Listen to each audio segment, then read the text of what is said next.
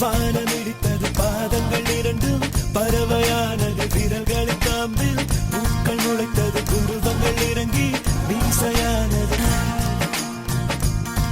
அலையாலே அலையாலே அலையாலே